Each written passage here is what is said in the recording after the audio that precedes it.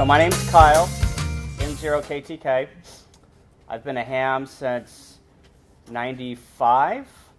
I got my amateur radio license in Kirksville, Missouri, and brought it down whenever I was in college up there and brought it down to Mizzou with me. And while I was at Mizzou, I studied engineering and was part of the solar car team.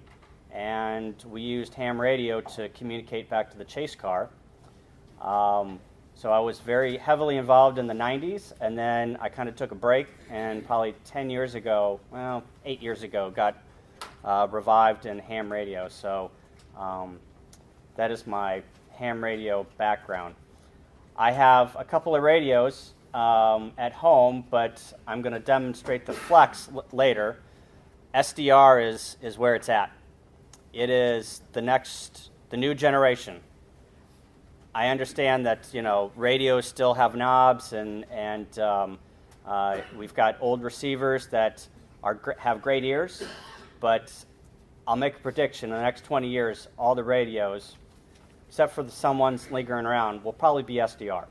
They'll probably have some type of SDR. And SDR, for those who don't know, is software-defined radio. So it's all done in analog to digital, digital to analog chips.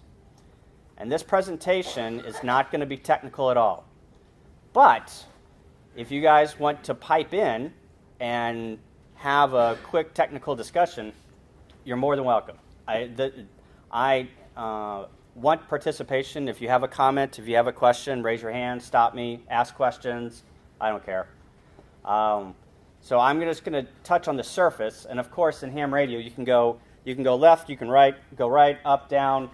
There's a ton of things that you can do with SDR, and this is 20 slides of basically getting you involved in SDR, and then I'm going to demo the granddaddy of what I think is SDR, is the FlexRadio, and I'm trying to decode some FT8 right now, and it ain't working. I've got an end-fed dipole strung across the room here, and it's just not picking up anything.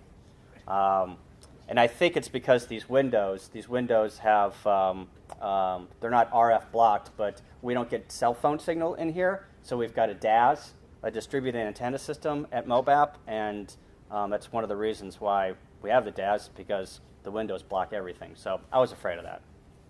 So anyway, any questions so far? No? Okay. So, why isn't my thing working?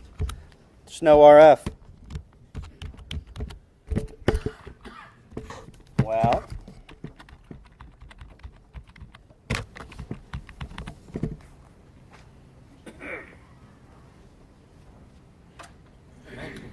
yeah. Well, let me see here.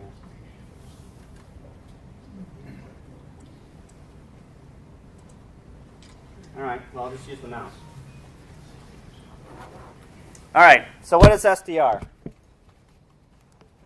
So this is from Wikipedia. So it's a radio where it computes, where the components have been traditionally implemented in hardware, mixers, filters, amps, modulators, instead implemented in software. So that's pretty simple, right? So what can you do with an SDR? So typically on your HF radio, you can only listen to 160 meters through 6 meters. On an SDR, you can go all the way down to on some of them, but most of them, you can go down to the 600 meter band, all the way up to 2.4, 5 gigahertz, 10 gigahertz. Really, it has no limitations except for the software. There is some hardware limitations, but it is very wide band, very, very wide band. So this is a frequency allocation for all of the frequencies that the FCC regulates, and our bands are in there somewhere. But there's a lot of things that you can listen to with an SDR that you can't listen to with your ham gear. So what makes an SDR an SDR? So is the modulation using software interchangeable? So let's say they come out with a new modulation. Is your ham radio that you've got on your desk now, or your HF radio, what happens? Will it be able to listen to that modulation without a firmware update or sending the radio back to the manufacturer? I don't know. In SDR, you just download a new software version, you've got new modulation, right? Digital signal processing, DSP, and software. Yes. Is the control surface reconfigurable? So in Windows, everything is reconfigurable, right? You can kind of reconfigure everything to the way that you like it. Can you do that on your radio that you've got at home? Maybe not. Maybe not. Can you add new features and new controls? So let's say there's a new filter or new something that comes out that revolutionizes the ham radio field. Can your radio do that? Maybe, maybe not. With an SDR radio, you can do that. You just download a new software program. And is the radio controlled by software? So typically, you've got knobs and buttons, right? It's all done in software. It's all done on your computer.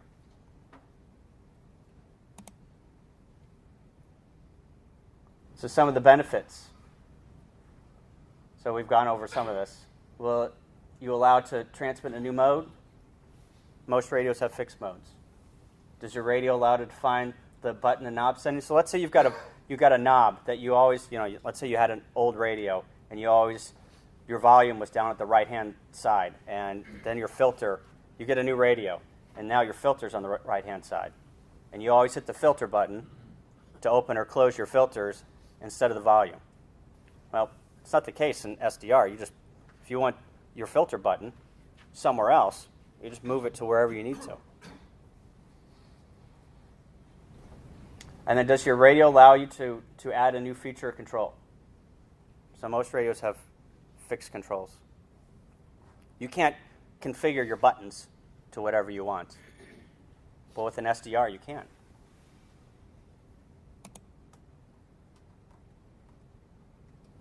So some of the disadvantages, of course, there's some disadvantages. You've got to have a computer or an interface to control the radio. So analog to digital conversion and CPU clock cycles comes at a price. Sometimes those SDRs are, the higher end SDRs are a little bit more expensive than just an HF radio. But, let's say you price out an Elecraft K3 with a pan adapter and the filters and all the bells and whistles. That runs you $7,000. The granddaddy of Flexes are $7,500. And they're future-proof. So they are comparable, but sometimes getting over that hurdle to say, all right, I'm gonna buy something that I need a computer, and something that is relatively new. Do I want to do that versus buying an Elecraft or an ICOM or something other that is high end that has a reputation? Some of the issues that you might want to ask yourself. Yep. Is the software standardized among different manufacturers? It is not. There is a lot of open freeware standard or software that I'm going to show you. But let's say for Flex has got their own software. They've got their own developers, and I'll show you that interface with the Flex. But the Flex has got APIs. If you know what an API is, it's basically hooks that push data out of the Flex, and you can take an open source piece of software and hook it into the Flex, and you could use any SDR you want. And then user adaptation. I need knobs. I need my knobs, right? Sometimes it's a hurdle to get over. I need knobs. I need an interface. I need something to dial and push. So the Flex guys came up with, where's my mouse? There it is. They came up with this Maestro, and it's basically the interface to a Flex because people wanted knobs. This retails for $1,100, I think. But it's wireless. You can take it anywhere you're in your house. That's another thing. So software-defined radio allows you to be anywhere in the world and get on your radio. So the Flex, I know I'm privy to Flex because I have one, and that's what I know most about. But the Flex has come out with version 2.0. Version 2.0 allows you to take this Maestro or your computer or your laptop, and you could literally fly to India, Italy, Peru, anywhere in the world.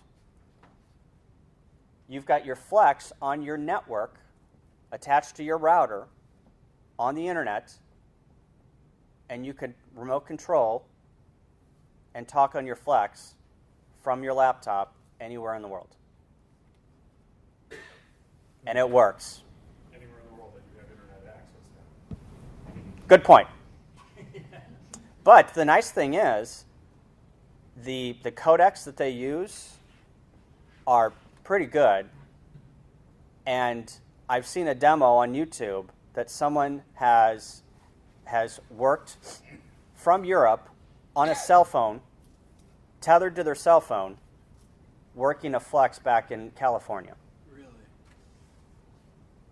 They are sitting in a house with a radio. They remote back to their Flex in California, and they can hear themselves in Europe. It's pretty cool. You can, though, to a certain extent, do the same thing with some HF rigs that are not Flex or SDR. Yeah, you can. Like, I think Kenwood has got, what is that thing called, Kenwood, Justin? A remote rig? I've heard of that. Yeah, you can do remote rig. Yeah, this is not revolutionary, but it's easier. So you can, on remote rig, you can, remoterig.com, you can go and you can rent space, big station space, stations with huge amounts of towers, Yagis, and you can rent it for it's something outrageous. It's like $1 a minute or something. It's unbelievable how expensive it is. Remote to your own HF station. Yeah, but you have to have your computer, and then typically what you do is you install a program called VNC or RDP if you guys are technical. Remote RDP. What does RDP stand for? Remote Desktop Protocol. Yeah. So you can remote in to your computer, but one of the things is you have to have your rig on typically. Flex, you don't have to have your rig on. You can remote in, turn it on remotely, and all the processing power. The difference is what Fred's talking about is all the processing power is in your house, right? You're just sending screenshots at a rapid pace back to whatever internet computer you're on. In the world of Flex, all the information that you're sending is just radio data that's encapsulated back to your computer. Because all of the smarts, all the processing power, well, it's done in the Flex, but all the processing power is done on your laptop, right? Kyle, Yep. can you go back? Oh man, you're gonna ask me to go back on a mouse? Oh man. Well, all right. The faceplate or control head illustrated on the first slide there. It occurs to me, you said that was like what, $1,700 or something? This one? Yeah. With the Raspberry Pi and other projects like that, you could practically build one of those for like super cheap, Yeah. and it'd be fully functional and customizable to whatever you need. Yeah. So that'd be another tie-in to SDR. Yeah. Yeah. I'll show an example of that. Yeah, you're right. Yep. So I mean, you could do this for 35, probably $100. Yeah. Yep. Is it going to allow me to? Right. Yeah, there we go. Oh, here's my controls. All right. So what do you need to get started? You need a computer. Any old computer will work. A Raspberry Pi will work. You don't need a lot of compute power to start out. So you got an old Windows laptop laying in the house, your good laptop, a Mac, Linux, doesn't matter. They make them all for all operating systems. Android? Woo, that's a good quick. Yeah, I'm sure that they, yeah. I went into my phone the other day. Yeah, there you go. Yeah. I'm sure Apple's probably got something. It doesn't take a lot of compute power. You think, whenever you get into the high end ones, yes, it can take a lot of compute. But the nice thing with, these dongles that I'm going to show you, it doesn't take that much compute power to get to, listen to, a signal.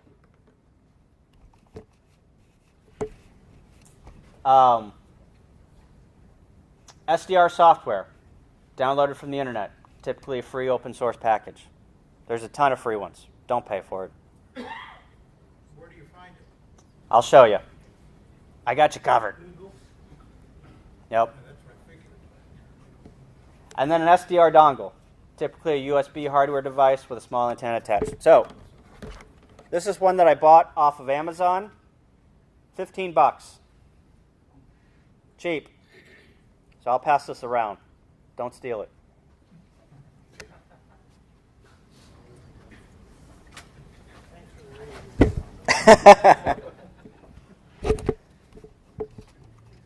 So if you go to rtl-sdr.com, and I've got this link, you can buy these. And that particular dongle is actually very well made. It works with all sorts of antennas. Yeah. That's the one I run. So typically this is, what is this? Is this a mini SMA, reverse SMA? Standard SMA. Standard SMA, all right. So you just get a pigtail to your PL259, put it on your outside antenna, and you're on the air. Would you define small antenna? What? Would you define small antenna? Small antenna. I'm going to steal this from you. Small antenna. Small. Yep. It's not your RF I'm not. for the band that you're using, right? Right. So this is obviously not tuned. I mean, this is probably not even 440. It's probably 2.4 gigahertz. But this will decode strong signals anywhere in the band. I use my J pole.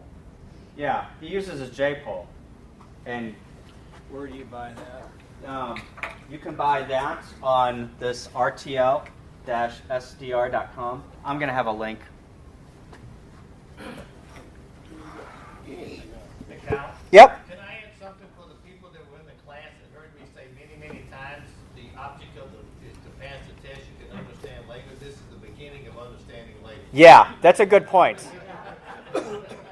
So this gets you, Cliff has said this many times, is this ham radio is a learning hobby, right?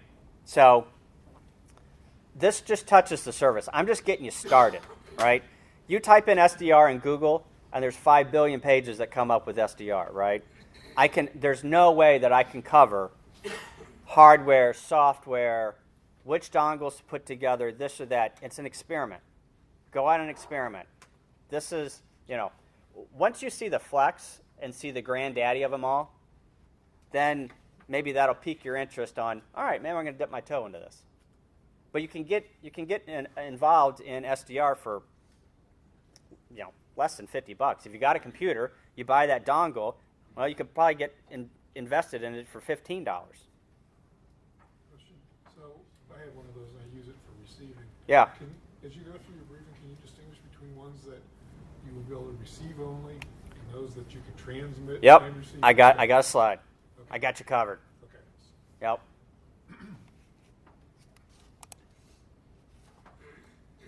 So, software. What do I download? HD SDR. And SDR Sharp. Those are the two big ones. They're free. They've got similar properties. What do you use? I use the SDR Sharp was the one I was playing with. Yep. It runs on the Pi. So for Mac and Linux, you can try Linrad and GQRX. Kind of sounds like a men's magazine.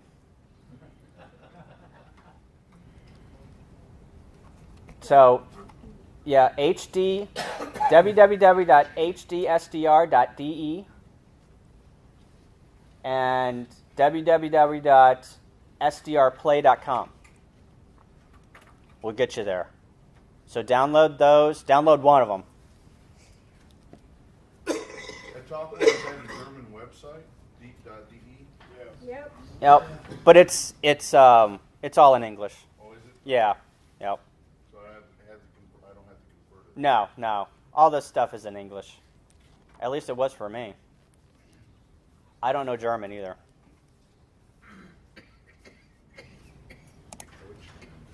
All right, hardware. Your RTL SDR dongle. www.rtl-sdr.com. You can buy one for Amazon for, I don't know, 15, 20, 25 bucks. Can be used with almost any SDR software package, good, cheap, entry-level dongle, right? It'll get you there. Hook it up to your outside antenna. Listen to the world. Kevin. When I originally got one of those a few years ago, they didn't go down to VHF frequencies. Do they do that now? So What was that question? So one of the things Kevin said was some of the dongles don't go down to the RF frequencies. You have to look to see what that dongle, what frequencies it's good for. So is your experience the same? I haven't had an HF antenna to test it. I've only been on the non-HF frequencies. Yep. You can get into things like the frequencies that they use for air traffic control, which is kind of one of those things. Yeah. Yep. Frequencies you aren't expecting necessarily to get in scanners. If you have police scanners and stuff like that, you can hear those as well. Yep. But I haven't had it. I just got my HF set up. So- 2 weeks ago. So there's different dongles that you can buy. Just check which ones that you want to listen to or to buy, and it will tell you the specs on it, on which ones that it's good for. Max? Well, to get down in the HF bands, you also can go out and buy downverters for those. Yep. As well, so they'll get you further down into the HF band with an RTL. So what Max is talking about is there's up converters. I don't have a slide here about this because that's kind of more advanced, but there's up converters and down converters. So a down converter will take the signal, and let's say you want to listen to 600 meters or 160 meters, right? Well, you take this down converter, and correct me if I'm wrong here. Take the down converter, and you tune your SDR to, let's say, 100 megahertz. It down converts it automatically, and it will listen to 600 or 160 or 1,000 kilohertz, right? It down converts it at a ratio. I think backwards. I think it takes the low frequency and up converts it to Is that the down converter versus the up converter? Okay. See, I don't have a down converter. I don't know anything about it. So what it does is you can tune your SDR to one frequency, and it either down converts it or up converts it to another frequency. So you're basically tricking your SDR to listen to higher or lower based on the board that you've got.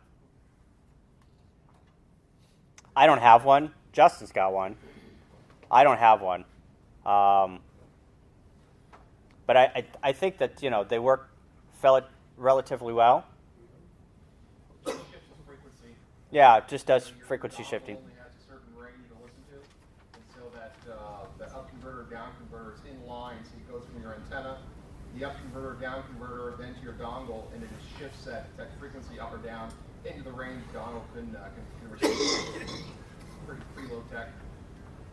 Pretty cheap, 15, 20 bucks, kind of what you get. Yep. So if you have one of these converters and you're able to listen on these frequencies, are you also able to transmit? Typically not, no. No. So what do you need to transmit? Well, you're not transmitting anything, you're just listening. Well, the whole idea is that you want to transmit, isn't it? Well, not necessarily. I mean, we only have licenses to transmit on our amateur bands, right? Well, I guess that's what I'm asking you. What do you need in order to be able to transmit? Well, you'll need to get a transmitter, and I'll show you which ones are. Typically, whenever you buy an SDR and it's ham radio related, you can transmit on your ham radio bands, right? But you can't transmit outside, right? They've got filters. They've got, I don't know what they do. Somebody with the more electronics background tell me they just got clips on each end, and you just can't transmit outside those bands, right? Same thing with, well, not an SDR, but there are, and I'll show you. There's a hack RF that transmits at like 50 milliwatts. And it'll transmit basically on anything, right? But the government, entities, I mean, if you go out on the black web or the dark web, you can get a transmitter that'll transmit 100 watts on any frequency, and you can jam anything, right? You can buy anything on the internet, right? But as good Samaritans of the ham radio community, we only have rights to transmit on our bands. Okay, so tomorrow I took my station out to the Ham Fest tonight. I'm going to put it up for sale. Yep. Let's say that I want to get into to SDR. First of all, there is talking software that will work with SDR through a company called JJ Radio, and so that blind hams can also use this software for the 6000 series of radios. Yeah. Okay. So what I'm asking is, what do I need in order to be able to replace my radio that I'm hopefully going to sell tomorrow in order to be able to transmit in the ham bands? You'll have to buy an amateur radio. If you want to get any performance or level out of the transmit function, you're best off getting an amateur radio. You don't want to get an SDR. Okay. Yeah. This is, Fred makes a good point. This is primarily for listening. If you want to listen to bands outside ham radio, you want to go tune around, you want to listen to aircraft, you want to do some packet sniffing. That's what, a lot of this stuff is good for. But it can be fun to, Phil has got, where's Phil? Phil, Stevenson. There you are. So he's got an RF issue in his house, right? Actually, I got it resolved, but I did. You're right. Yeah, so he had an RF issue in his house. Having a little SDR on a Raspberry Pi and a power supply, looking for RF issues in your house, it's one thing you can do with this. You've got a plasma television or you got some source of RF, and you want to know what bands or what frequencies it's blowing junk out of.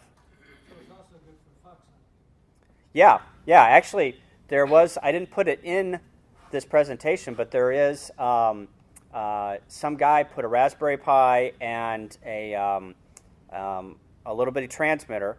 It's like a 50 milliwatt transmitter in an ammo can, and he uses it for fox hunting. And to your point, a lot of guys are using these guys in combination with a microcontroller like Arduino or whatever, and making a spectrum of that. Yeah, and that's another point. You can totally make a spectrum analyzer out of this, so you can see, let's say your neighbor is jamming you with your 2.4 gigahertz, and you've got wireless issues. You can build one of these and see what's blocking your 2.4, your 5 gigahertz. I had an issue where my wireless signal would go to crap every time. I couldn't figure out why it was dipping and I was getting huge blips. It's because of my microwave. So I figured it out with my SDR. I was just playing around and I had it on my computer and I popped some popcorn. and it went through the roof. And I'm like, let me dial up to 2.4 gigahertz, and I popped some more popcorn. There it was. I'm like, well, there's my culprit right there. With this, you could also, I assume you could pick up the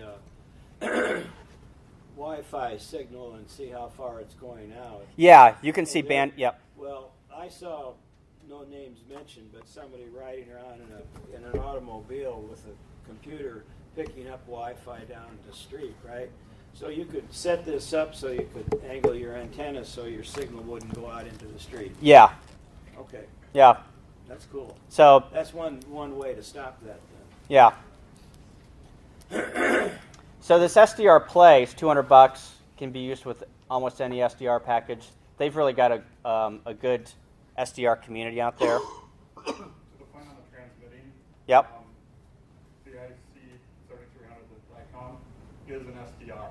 Yeah. And it is a ham radio SDR, so it goes outside of the signal paths. You can stretch it out beyond it, and it has all the same functionality as one of these dongles, except it is a HF rig. Yeah. And it is not accessible for blind ham radio operators. In fact, none of ICOM radios are accessible for blind ham operators. But with the software, no. Really? Yes, I understand. So there's accessibility testing, where screen reader compatible and JAWS compatible, or the whole set of standards for disabilities. And I don't think either ham software probably complies with that. Yeah. Well, they're talking about the compatibility with is it Fred? Is it it's called? Basically, screen reading software. Basically, what it does is it reads information off the screen. Yeah. And speaks it to you. And none of the ICOM or Yazen radios are accessible in any way, shape, or form. Yeah. Yep. Kenwood is the only manufacturer, but as of now, I don't think they have an SDR radio. All right, so let's go on. Kiwi SDR. So this is a cool project. If you want to get involved with SDR, Kiwi SDR is a really cool one to start out with. Granted, it's $300.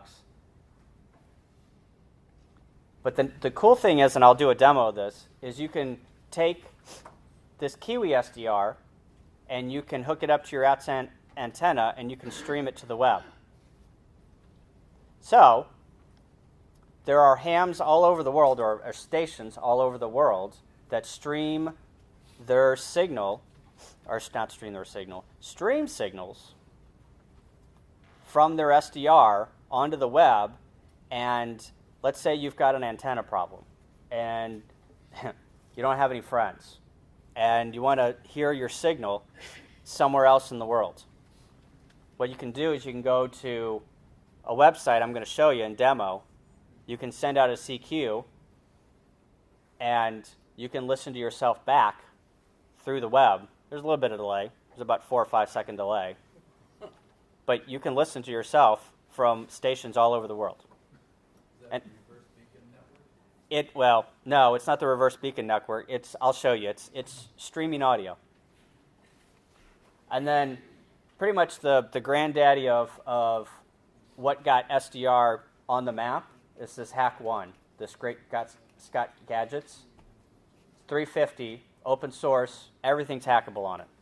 They publish everything on it. Every spec, everything known to man.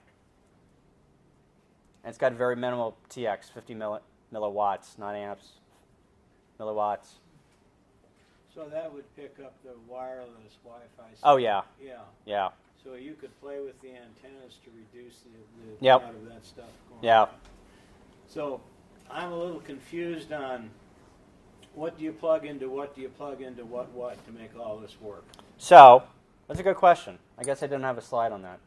So, you plug, where's the dongle? Hold the dongle up. You plug what is in his right hand, straight into your USB port in your computer. All right. Copy This that. is the left hand. Whatever. You guys are technical. Whatever. Not necessarily. So you plug that into your USB port. You download the software. You install it. It's got drivers built in. You go up to a settings, and they're all pretty much the same. You go to a settings menu. You choose your dongle. Boom. You're on the air. To listen. Is there a down converter involved here? No. Well, you can buy a down converter, but no. What I'm saying is this device here doesn't need a down converter to get down to like 600 kilohertz? Well, some of them do, yes. Yes. Okay. But, I mean, if you want to, this is just starting out. If you want to start out and you want to listen to, and there's different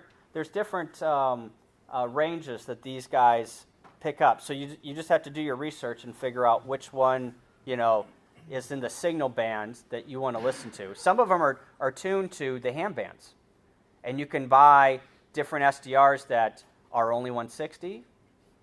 Typically, they go like 160, and they do 40 and 20, and then they'll do 20, 15, 12, and 10, and then some of them will do all of those, the more expensive ones. Some of them will do only 6 meters and above.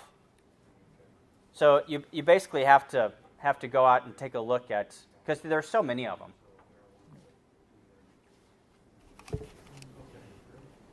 All right. So here's your amateur radios that use SDRs. These are the big ones. This ELAD Duo, FM Duo, that's a $1,200 radio. The ICOM 7300, that's the big one. That's your. If you're looking to buy, all you new hams, if you're looking to buy an HF radio, get that one. Get that one, and I'll show you. I'll show you the reason why. So, on Sherwood's engineering receiver test, does everyone, probably not a lot of people know about the Sherwood engineering test. So, Sherwood Engineering does tests on how good some of these, basically all the radio's ears are, how they receive, right? The ICOM 7300 is 15 on the Sherwood engineering test. It's $1,400. 15 out of how many? All of them. A lot. I'll show you we'll go to the web page. And some of them don't even make the list. Like they don't even test it. I mean, they'll test it, and it's like, testing your Baofeng radio. You're just like, don't even bring it in, right? The FlexRadio, 6000 series, it's 100 watts. Oh, let's go through the specs on the Duo. HF plus 6 meters, QRP, costs $1,200. Right? ICOM 7300, HF 6 meters, 100 watts, 15 on the Sherwood Engineering receiver test, $1,400. That's your radio. You can buy other entry-level radios for a lot cheaper than that. There's an ICOM, or not an ICOM. What's the one that we give away for Winterfest? It's an icon. It's an ICOM. I mean, there's HF radios that you can buy for $600. And you know, it's a great radio. But if you got $1,400 and you want an entry-level radio and you want to future-proof yourself, get that radio. That is a good radio. Flex. Go ahead. How many watts is the ELAB? It is, I think it goes up to 10. I think. QRP. QRP stands for low power. Less than 10, 5? I don't know, I get confused. 5. QRP, for all you new hams, don't get a QRP radio. You'll get frustrated. Get a 100-watt radio. Get a 100-watt get yourself a 7300, get yourself a dipole and some good coax. You'll be happy. You'll thank me later. So can you transmit with these? Yes, these are amateur radio. These are amateur radio SDRs. RXTX, receive, transmit. Yes, these are the ones that you want to look at if you want to get into SDR for amateur radio. Yeah. And then the Flex 6000 series. So I've got a Flex over there. HF 6 meters. Actually, it's wrong. They've got a 2 meter and a 4 meter if you're over in Europe. Antenna ports. 100 watts. It's number one on the Sherwood. The 6700 is number one. It's got the best ears. It's best ears in the world. But you're going to pay dearly for it. The entry level one is $2,000. They go all the way up to $7,000. That's a lot of dough. What's the difference? The difference is, so I'll show you. The difference is the lower ones, you can only listen to 2 signals at once. The higher ones, you can listen to 8. Doesn't look like you can fit any tubes in that one either. There's no tubes. There's no tubes. And then also the bigger, the granddaddy, the 6700, the Flex, you can listen to 2 signals at the same time with different antennas. Can't you transmit and listen? Yep. So what you can do, So what you can do is you can literally transmit and receive on 2 different antenna ports and listen to yourself. So if you got an antenna problem and you're on the 6700, you can just listen to yourself. You don't have to go out of the web. And yeah, you can have a QSO with yourself. All right, I want to demo. What time is it? Woo! I got to go. All right, Web SDR. We're going to try this. So, this is going to be horrible probably, but here's the map of all the stations in America that are running an SDR that are broadcasting their data to the web, right? So let's zoom in here. 103, 145, 41, 18, 114, 5. So let's go up to one that's in America here. K2SDR. Yeah, sometimes I just go to and I look at the icons and I look for a bald head because he's got his. Yeah, that's right. I just look. By region too. Bill, you insulted him. Yeah, I feel it right now. So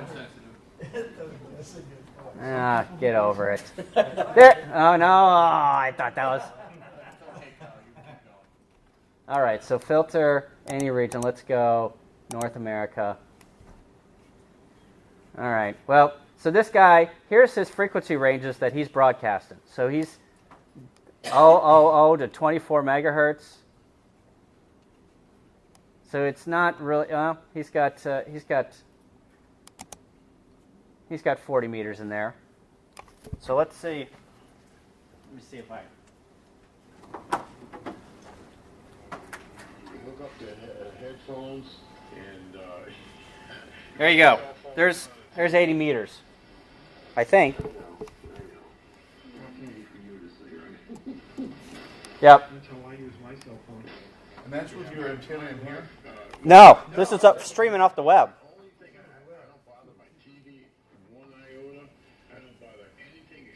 I was hoping to get somebody talking about like his latest ailment. So you can see this is a waterfall, and then here's where we're tuned right here, and you can see where it goes 33 all the way up to 52. So you can let's go up to let's choose 40 meters here. What is going on here? What are those things that look like air bubbles? What is that? Those are frequencies. Those are frequencies, yeah. It may sound like dumb question. Why would you want to broadcast your People just conversation do it over for the fun. web? So that the whole world could listen in on you if they want? Well, this is just broadcasting the AM bands, right? For those people who don't want to get their hand license, but they want to listen, there's lots of people who listen to scanners, they're that here, just to do it without going through the hassle. Yes, at least for their speed. Good Lord. There we go. That's single sideband. Or lower, that's lower sideband, isn't it? Yep. Yep. So you get the idea.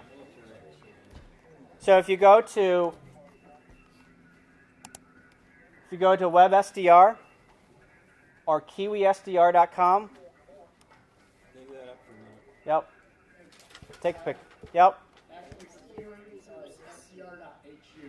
Yeah. If you go to KiwiSDR, it'll take you to another page, and then it'll show you.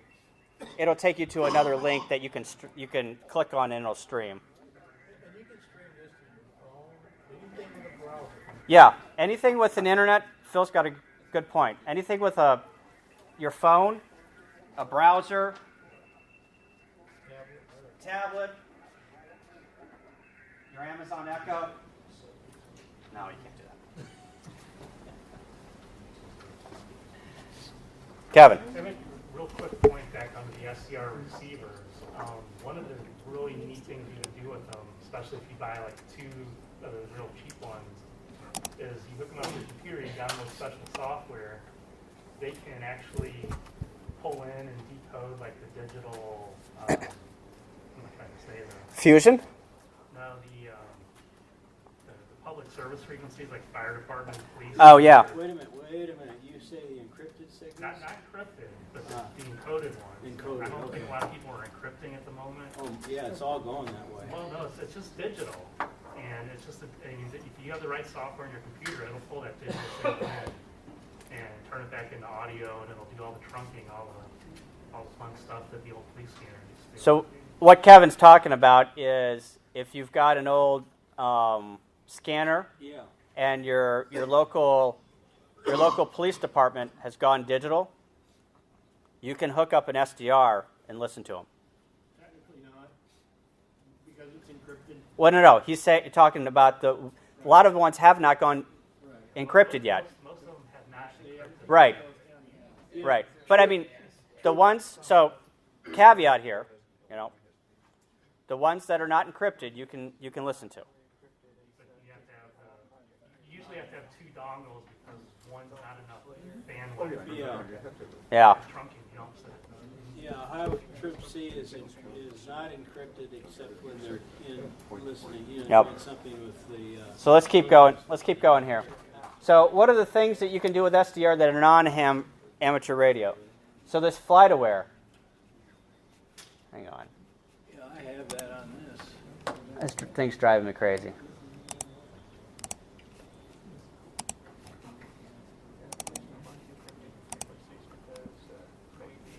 So this FlightAware.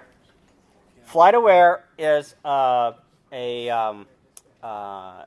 it's a company. It's a startup, and they allow you to buy like a Raspberry Pi or a BeagleBone, one of the project boards, and you can buy the FlightAware dongle off their website. I don't know how much it is. I can't remember. But then the whole thing is $100. What it does is it tracks airplanes from your house, and it streams the data to their website, right? So what do you get for that? Well, you get a premium membership to FlightAware. FlightAware, if you're interested in aircraft, finding out where aircraft are, there's probably a bunch of other stuff you can do on that. But if you stream data, sign up for an account and stream data from your house with that dongle, they'll give you a premium account. I think it's like $10 a month for a premium account for free. So that's something you can do. Yep. There's a software app on your cell phone Right, but I think it only gives you it limits you to something. That's Flight Radar.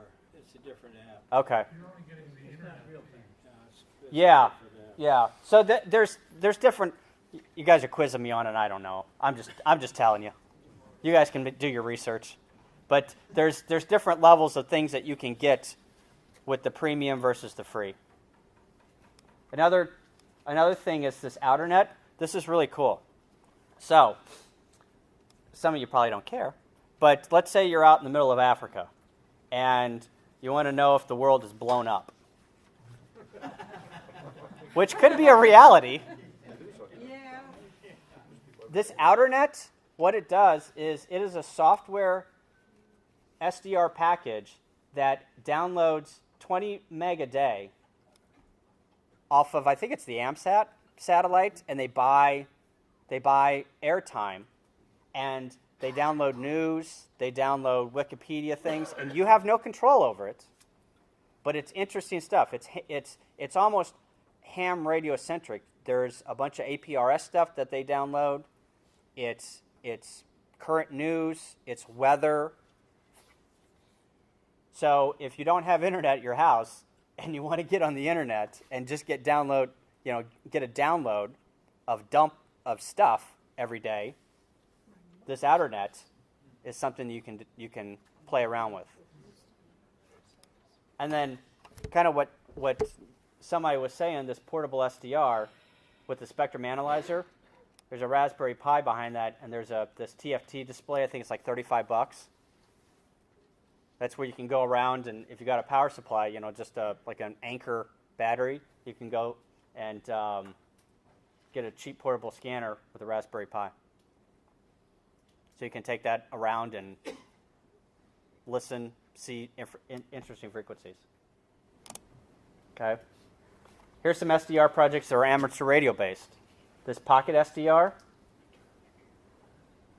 Oh, I didn't change the thing. So if I was a little rushed last night, I didn't proofread my work here. Yeah. Portable SDR, define SDR. This is a CW key. So this guy, and this is a Raspberry a Raspberry Pi type device, and this is a spectrum analyzer. This guy, if you it's a Kickstarter project, and I don't know what type of wattage this guy puts out, or this thing puts out, but it is a amateur radio QRP SDR project. It's a transceiver. Yep. It will receive and transmit.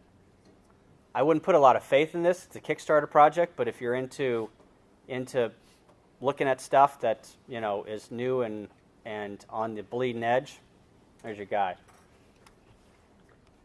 And then the soft rock receiver, if you like putting together kits and doing board solder, this 5-dash soft rock transceiver.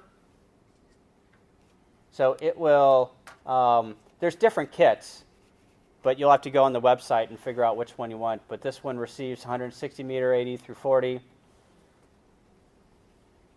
So you have to buy the bands that you want to put the kit together for. Okay. RTL-STL, or SDR. And then Wikipedia. This list of software-defined radios. I think it's huge. It's probably got 100 radios on it. Here's your two sources to go if you want to learn more about SDR and want to tinker some more. Everyone got a picture? I need to write this down.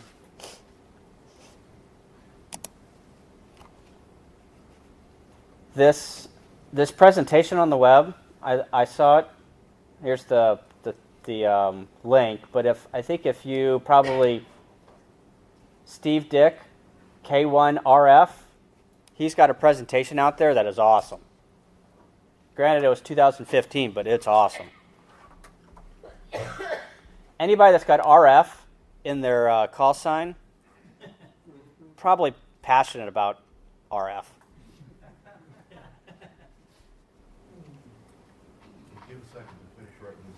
Yeah. So this will be on the website. So if you go out to the website, we'll put out, Tina, we'll probably put it out next week sometime. All these slides? Yeah, all these slides. Okay. Yep. And then if you're a member, one of the things we do is we record these presentations. So it will be out 2 months from today. And we'll send the link out. And if you're a member, you get the link for free. Is this something that someone might be interested in having class in, doing class in this whole thing? Just food for thought. Oh, yeah. He asked if there's some interest in doing a class. Yeah, I mean, there's so many avenues that you could go with this. Yeah. But the problem is getting a teacher and, Understood. and getting people together. Sometimes it's hard. So, all right. Everyone got that? Yeah. Yep. Okay. I buy this 7300. Yeah. And basically, the SDR part of it with my computer is for receiving. The transmitter part is basically just going to be a regular single sideband transmitter, right? Yeah. Well, it's an amateur radio. It's a it's a full radio. Oh, so it's complete. Yeah, it's complete. These radios are complete. Yeah. So here's a little caveat. Okay. So I didn't want to get into this, but you could hook up your computer to this guy, and you could get your waterfall, and you could see it visually on your computer. But this has got all the info right here. They've put a computer on the front end of this for you, right? Right. Well, what about some of this others where you buy the SDR software and use your computer and that with DOM and all that, and then you still need a transmitter then to transmit, don't you? Right. So those are totally on a different class. Yeah. Yeah. So we've got SDRs that are receive only, that you can just clown around with and do a spectrum analyzer, see what kind of things are happening in your neighborhood or your house. And then you've got the transmitter side that these guys are transmitters on the amateur band. Does that make sense? Yeah. Now, those will only receive on the amateur band. No, these are transmitters. These are 5 watts. No. They say they'll receive and transmit on the amateur band. Yes. But will they receive other? Yeah, yes. Across the board. Yep. So across the board, that radio will do all the dongle stuff plus transmit Right. on the amateur band. Right. So this, let's say your Kenwood or your ICOM at home. You can listen to shortwave on your Kenwood or your ICOM, right, outside of the outside of our amateur bands, but you just can't transmit, right? Same thing with these guys. They'll do the same thing too. Yep. And what we'll do is we'll see if my antenna works. I'm trying to decode some FT8. We're not getting, but maybe we'll listen to some shortwave. But these SDR receivers that are in like the 7300, will they go a lot higher in frequency than conventional radio? I don't know about the 7300. Yes, I'm getting a nod. Yes. 74 megahertz. Kyle, I'd make a point about some of these SDR dongles.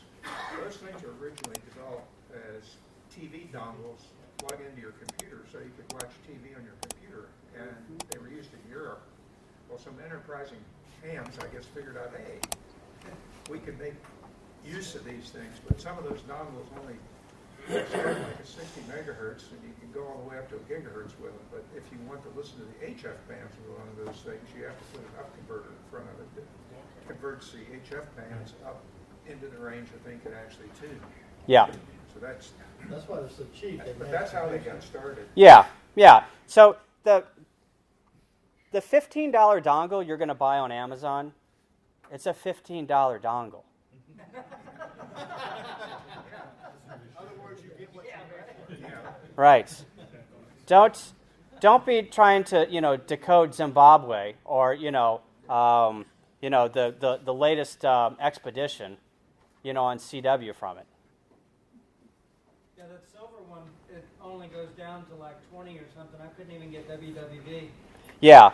So there's different, you got to do your research. You got to do, if you want to listen to the lower bands, that Great Scott Gadget one for $325, that'll go down to the ham bands, but it's $325, right? Get yourself a $15 dongle, get yourself a computer, mess around with it. Yeah. Get started. This is to get started, right? Then, if you find an interest in it, get yourself a Great Scott Gadget, a Hack 1 RF, an SDR Play. Invest some more money in it. You like that one? Get yourself an HF rig. If you're looking for an HF rig and you got $1,400 to spend, get yourself an ICOM 7300. You won't regret it. Does that have an antenna tuner built in it? Yeah. So for $1,400, it's got an antenna tuner, it's got a 100-watt receiver and amplifier, it's got a front end, it's got everything. Electronic gear. Yeah, electronic keyer. Yep. There's so many things that you can do with an SDR. And one of the things that you can do with an SDR that I know that a lot of people have issues with, I still have issues with getting the levels right on my KX3, is digital modes.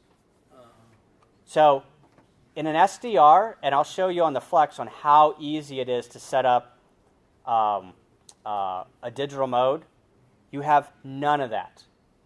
You don't mess with levels. So what happens is on the ICOM 7300, correct me if I'm wrong, you've got a USB out that plugs directly into your computer, and that ICOM 7300 becomes a sound card. So what you do is on JT65 or FL Digi, you just choose your ICOM 7300 as your sound card. That's it. There's no messing with levels. There's no any of that. You just go. But it's more of just making sure you aren't overpowering the signal. So in the days of okay, I got to turn my sound card to 75, and then I got to get my Tigertronics, I got to get my Rig Blaster to 15, and then I got this and that. It's none of that. It's all plug and play. And it's awesome. So if you've wanted to get into digital modes and you haven't been able to, getting an SDR is the way to go. That'll solve all your issues with, I'm overmodulated, I can't do this, I can't do that, no one hears me, blah, blah, blah, blah, blah. And something else with the digital modes on that, the IC 7300 has a ready decode right on the radio. Yeah. So you just push it and it really decodes it on the front screen. Yeah, that's so cool. You don't even have to go to the computer, it does it right on the radio. Yeah. What's it decoding? RIDI and okay. Probably does some no RIDI only? Okay. At this point, but they're talking about doing more. Yeah. Kyle? Yep. If you go to Universal Radio, which I'm sure everybody's familiar with, and just type in IC 7300, they have almost an 8-minute video on demonstrating the 7300. Yeah. It's probably from ICOM website. Yeah, go to YouTube. Everyone, write this down. Go to YouTube and type in ICOM 7300 demo. Tons of people have got them. Tons of people will show you what you're missing out on. Here is the Sherwood, not the Sherwood Forest, Sherwood Engineering. This is the radios that they test. Oh, okay. So they test a ton of radios, right? Here we go. The Kenwood R600, the Yaesu 8800, Tentec 340. They've got the worst ears in America. See, that's a ton of radios, right? What's 6700? Elecraft, ICOM, Elecraft KX3, K3, Perseus, that's an SDR, FlexRadio. Here, ICOM 7300, not very far down. Well, the Flexes It's below the flexus, but you're gonna, it all depends on how good your ears are too, right? So, out of the top 25 receiving radios, 12 are SDRs. Which, where you mentioned the Elecraft. Which of the Elecraft radios? It's the K3, K3S, and the KX3. So, Flex 6700 since 2014, Elecraft KX or K3S, K3, and then some ICOMs, and then the Elecraft KX3. If you want a pseudo SDR portable radio, that Elecraft KX3 is awesome. That's an awesome radio too. All right. Flex Radio demo. You ready to see some Flex Radio? All right. This is a 6700. So this is my contesting box. So this is, I'll show you here. This is the radio down here. It's rack mountable. Power supply.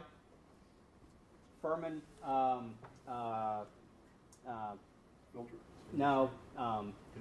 Conditioner. Thank you. Here's my PC. It's one of those Intel Nooks. It's little bitty. So I take this out contesting. We just did Illinois QSO party. We did, I don't know how many contacts, 600? 120,000 points between Justin and I. Kevin was our rover. We did, Chris has gone out to Missouri QSO. We did 400,000 points last year for Missouri QSO. So I take this, and this is probably, I don't know, 20 pounds. And I just I plug it in. I put all my connections. I've got a monitor. I can be up and running in 15 minutes. Well, I got here at 6:15, and I had it up by 6:45.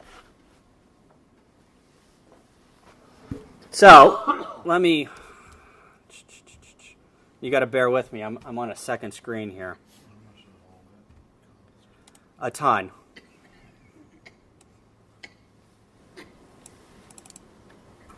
So here's the interface. So I'm gonna have to go like this, and I'll have to yell here. So this is what you're listening to. These up here, this whole thing is called a slice. So basically, it's your VFO knob on your radio, right? So you can scroll up and down. See how I'm dragging this with the mouse up and down, right? And then you can bring this in and out, so you can scroll. And it's got 14 megahertz of bandwidth. Okay. Sorry, You don't miss the knob. No. I mean, you can buy a knob. No. I don't miss a knob at all. So here's your, yeah, go ahead. I actually have the knob for my Flex. Yeah. I love it because I can configure, it's a knob, it's a push button on the knob, and there's two other buttons that you can auto configure. So I can be like tuning around, and then once I hit a button, I can adjust my volume, or I can switch between slices very easily without having to. Yep. So it's very, very useful. So here's your RF power and your SWR. Here's your tuner. So see how you can mouse over this stuff and it tells you what it's for? Here's your level, compression. Here's your mic. So you can drag down here and choose. It's got a bunch of presets. You can choose what mic you want to use. Here's just an interface, and then the cool thing is it's got an equalizer right here. So it's got a transmit and a receive equalizer. So what I do on contests is on my transmit, see how I have all these highs boosted? It punches me through the pileup on search and pounce. You notice how a woman's voice always carries, and you can hear women with high voices easier in the pileup? That's what I do. I turn myself into a high voice. And then I also put on this processor, and it's got some effects that helps me punch through the pileup. Do you have a disco ball? Are you saying? What are you saying? It doesn't Kind fit in the box. of like a DJ, you know? I- For the amount of money I paid for this, it should come with a free disco ball. Yes, yes. So here are your different DSPs. So you've got a it's not showing up, but you've got a wide band, you've got a narrow band, or noise blanker. You've got some different DSPs. It's not showing all the rest of them because of the screen size. But then here are your different modes. So you've got digital up, lower sideband, upper sideband, AM, CW, digital lower, FM. So this is where, if let's say they create a new mode, this is where you select your new mode. You download new software and you select your new mode. Yeah, you want to point out you can add like what is that public domain digital mode and D-Star? I think can be just downloaded and added in there. Yeah. Yep. So if they create a new mode or an open source mode comes out that they want to modulate on, you just download it and install it. And then here's these DAX channels. So what happens is whenever you install this software, where's my mouse? Yeah, I need a knob. You need a knob. So when you install the software,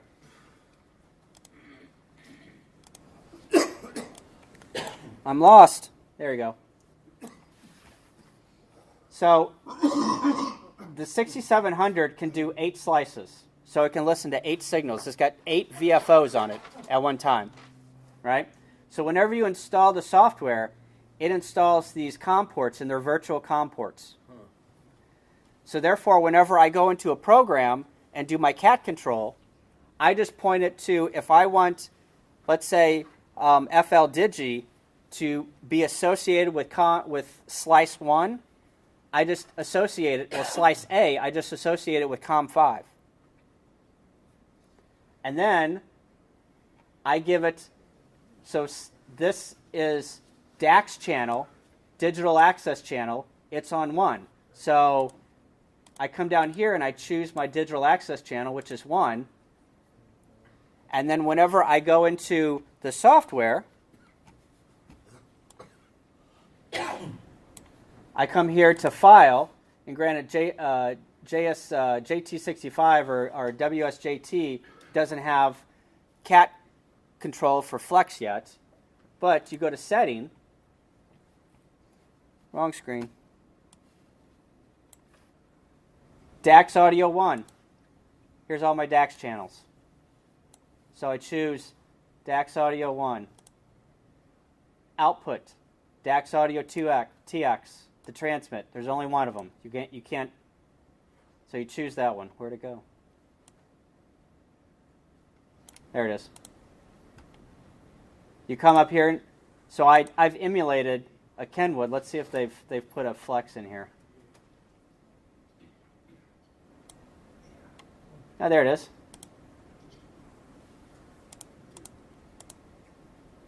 Oh, it's by IP. So what I've done is I've chosen a Kenwood, which is kind of universal, this TS2000, and I've associated with COM5, baud rate 4800.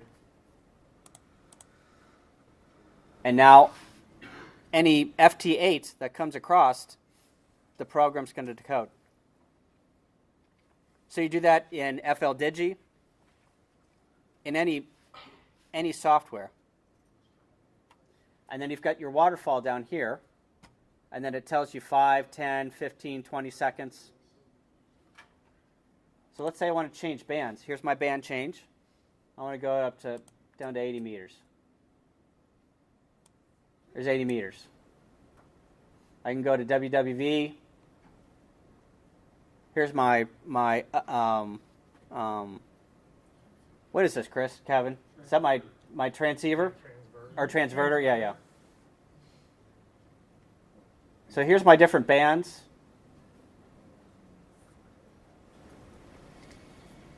And now let's say I want to have a new slice. So I come down here. Let's see. Is my window nuts? My mouse is moving everywhere. Yeah, I know. I'm trying to get there. Kyle, it is. how long have you been doing this? I've had my Flex for a year and a half. Is this like self-taught trial by error? Yeah. Okay. Yeah. How I mean, long it's have you been a ham? since '95. It's not hard. So one of the things that the people that are big contesters in here know, K9CT, he lives in Peoria, Illinois. He's got a farm. I don't know how many antennas he's got. He's probably got 15 antennas. And he's got a contest station. His name's Craig Thompson. And he replaced all his K3s, which are good radios, with Flexes. And all of his operators, he's got a ton of guest operators that come in. I mean, he does CQ worldwide. I mean, the guy's phenomenal. He wins contests like you wouldn't believe. All of his guys, Ward goes up there, Ward Silver. I think, no, I don't think Chris has gone up there. But CJ, so there's a guy that we contest with from Chicago. He's an unbelievable CW operator. He's done some residencies at this contest station. He brought these guys in within 10 minutes. They were on the air broadcasting. No training. It's all intuitive. It's all right here. There's no knobs, right? Just a mouse. Just a mouse, right? And I know that everyone, I got to have my knobs. It's all right here. I want another band. Oh, I want to change this band. Oh, okay, we're going to go 15 meters.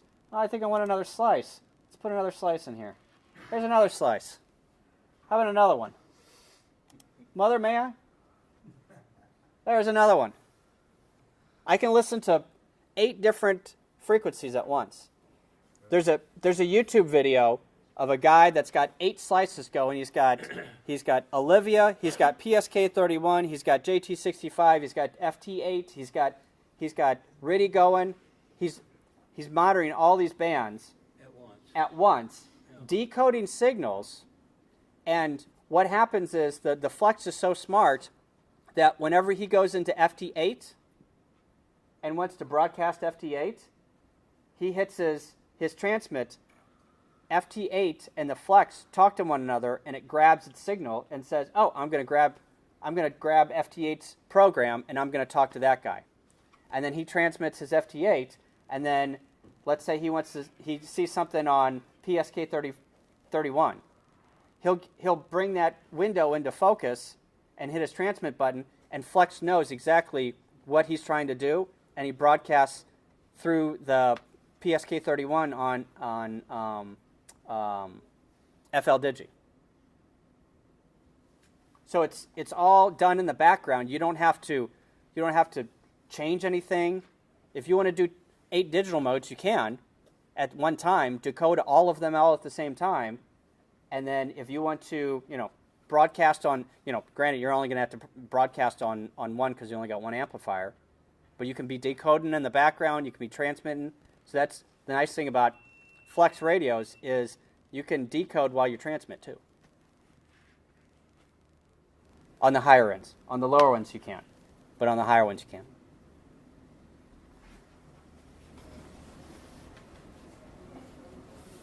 And then you've got, where's my mouse? So you've got, you've got antennas. You can choose antennas. Here's your transverter. So this is the receive antenna. This is your transmit antenna. And see where this TX is? So this slice is transmit in transmit mode. Come down here. Now I'm transmitting on this slice. Come down here. Now I'm transmitting on this slice. Wow. So the programs, let's say you bring in FT8 or JT65 into the foreground. It automatically switches to your transmit slice. Automatically. Don't have to do anything.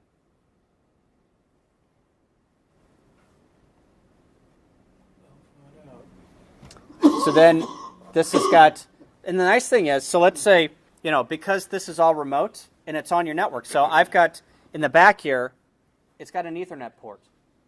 You put it on your network, right? Connected into your Linksys router. You can take your laptop that's got all your smarts on it, take it up to your couch, sit on your couch, have your radio down in your basement. You can talk, you can do CW, you can do anything you want right there on your couch. There's no limitations on where you can transmit from because it's all remote. It's all on Ethernet. The reason why I've got this hooked up, why it works here, is because I've got an Ethernet cord into the back of my computer there, and it goes straight into the back of the Flex. You don't need a crossover cable. It just talks Ethernet. The Flex has got stuff in it to say, oh, you've got a computer connected directly into the back of your computer, or the Flex into the back of your computer. All right, I'll talk to it. Is there a lot of decent YouTube stuff on this? Ton. Okay. Ton. So let me shut this down, and I'll show you whenever you get into. Oh, it's probably going to give me an error. Have you had any software issues? No. Compatibility or anything Well, else? I have had. So whenever you get going on, so there's contesting software called N1MM. It's free. It's really good contesting software. Now, Vern likes it. I have had a couple of lockups, but I've had 4 slices open. I've been doing SO2R, which is single operator, 2 radios. So this will do for you, the people that are contesting SO2R. You listen to one frequency in one ear, you listen to another frequency, another band in another ear, and you go back and forth. Wow. I have locked it up doing SO2R. And that's all without a mouse. That's all without a mouse, but it's only happened to me once. When you're doing that SO2R, Kyle, do you have to stay on the same band? No. You can actually operate on 2 bands simultaneously? Yep. So what I'll do is I'll do SO2R on 80 meters and SO2R on 40 meters, and I'll be listening to 80 meters on my left ear and 40 meters on my right ear and doing running on 40 meters, and I'll be doing searching and pouncing on 80 meters, and I'll be scrolling through with my mouse on 80 meters on a slice on a VFO, and then I'll get to a point where I hear a station, a multiplier that I don't have, and then I'll stop transmitting on my 40 meters, and once you mouse over the entry level or the entry window in N1MM, it automatically switches transmit to the slice that you want to transmit on, and then I call N0KTK. I grab that station, put it in the log. I go back to, I mouse over the entry window that's associated with 40 meters, and I go back to running. You can run. This gets into contesting. I really didn't want to get into contesting, but I love it. You can run on 80 and 40 or 40 and 20. That's whenever you get crazy. If you want to see some crazy crap, type in SO2R on YouTube. It'll blow your mind. If you're into contesting, there's guys that do CW in both ears, running, decoding at the same time. Do they have a dual core CPU? No, this is all done with a very minimal CPU. Because remember, on the Flex, there is a computer. There's processing power in the Flex, right? This guy up here. Well, here let me start the Flex software and I'll show you.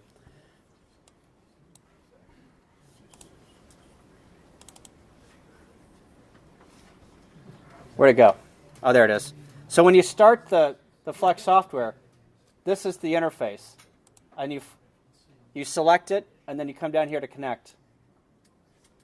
And there it goes. So there's processing power on the board, on the radio, but there's also processing power on the radio too. Or I'm sorry, on the computer. But it's not a lot. You know, there's a lot going on here. Yeah. It's not a lot of processing power. I guarantee it. I know guys that run this on a computer that is running Windows 7. Actually, it runs on XP too. Runs on Windows 7, 2 gigs of RAM, Celeron processor. You don't need a lot. So, that's all I got. Can you use touchscreens? Yeah, you can use a touchscreen. Yep. So, this scrolling up and down. No, I'm on this slice. This scrolling up and down, you can do it on a touchscreen. So start with a dongle and a little antenna. Just start with a dongle. Just go. Start with a dongle. You don't need to be doing SO2 or SO2R tomorrow. I want to do it virtual. You can. People run this on virtual machines. Yeah. Yep. There's another YouTube video of Arizona QSO party. The guy's got a big screen. It's on a screen this size, and he's picking stations out of the. And the nice thing about the Flex radios and the SDRs, you know, they've got good ears. They also got good transmitters. I get great signal reports. Wow, big signal, huge signal, running 100 watts. And I punch through the pilot because of this. Because you're a woman. Because I'm a woman, based on this equalizer. You know what? Doesn't matter. Whenever you've got your butt in your chair for 24 hours trying to get that DX station, that expedition station, and you're trying. Now, it's a different story on CW, but on single sideband, if you can get their attention, that's how you do it. yeah, that's how you do it. It just stands out. Right, it just stands out. Yeah. You know, why sit there for W9MO talked about on the repeater a couple months ago or over the summer. He sat in the chair for 30 hours trying to get FT8, FTZ8. What was the Christmas Island?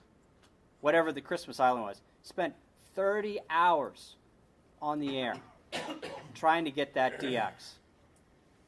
Granted, I didn't try. But this helps you get your signal out, because 1K, 2K, bring your low frequencies down on a guy's voice. No one wants to hear that baritone. Everyone's baritone, right? Everyone's got bass in their voice. Boost your highs, right? That punches through. It's one thing that a lot of the radios have that now, but you have to go into your settings. You've got a display this big, and you're trying to figure out, all right, what's my 1K, what's my 2K, what's my thing? It's all visual right here. Kevin. The other neat thing, I guess, yeah, you mentioned how the filters work on there. Oh yeah. You know, let me show you. Yeah. Match out Yeah, let me show you the filters here, if you got some time. So, create filter. There you go. Just created a filter. Oh. And then very deep. And then create a filter. Create a filter. Create a filter. There's your filters. See how fast it was? The only... And they stay there when you tune. Yeah, they stay there. They can be static, or they can roam with you, I think. I think the 2.0, it roams with you. Is that right, Chris? In 2.0, can you roam? I haven't tried it. Okay, but Sticking with me? but it's it sticks there. So let's say you got a birdie somewhere on the scope, and you want to get rid of it, and you just got rid of it. Yeah, it'll stay. It'll stay where you Yeah. So it'll there I just produced 4 filters. KX3 or K3S It's got a roofing filter, and that's about it, right? I think it's got a couple of other filters that you can tune in. But other than that, they don't stick. They roam. And you can't do 4. You can't do 8. You can't do, I think you can do 16 filters with these. Can you do filters with the... Not like that. No. But, I mean, you saw how quick I made those filters. I mean, there are 3 filters built in that You set can, them knob and yeah. adjust on the Yep. Yeah. And set their bandwidth. Yep. So, you know, you can, so here's my, you know, here's my bandwidth, 3. So this is your bandwidth right here. So let's say I want to go down to 1.6. You know, let's say I want to do CW, and then I want to give my 100 hertz.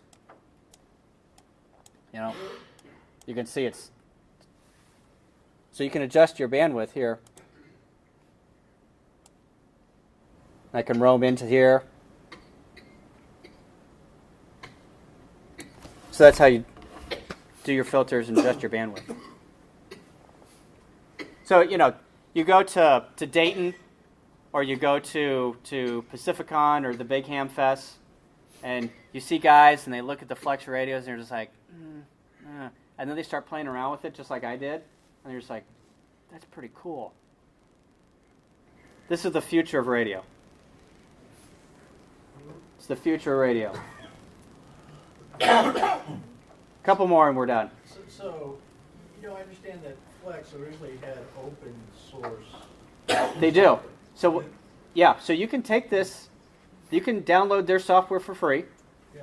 And you can, granted you won't have the drivers, but you can hack it. Yeah, it's all open source. So, future, speaking of future, can you imagine at some point there will be competing software packages Yes, for SDR? there are today. Okay. Yeah, there are today. So that I've got variety in that. So that really protects my investment as well, I think. Yeah, yeah. So, you know, the nice thing is, you know, I've bought this radio, I future-proofed myself, right? I download software. Even if Flex goes out of business, I still have the radio. And that's, even for that icon, that's going to be the same story. Yeah, exactly. Yeah, I can download software that I'm sure somebody, you know, there's thousands and thousands and thousands of Flexes out there. There's thousands of ICOM 7300s. There's thousands of the ULADs, or the ELADs, or whatever they're called. Somebody will write hooks into an SDR program that, granted, it might not be this functional, but it'll get me there, right? So, all right, I'm done. Thanks.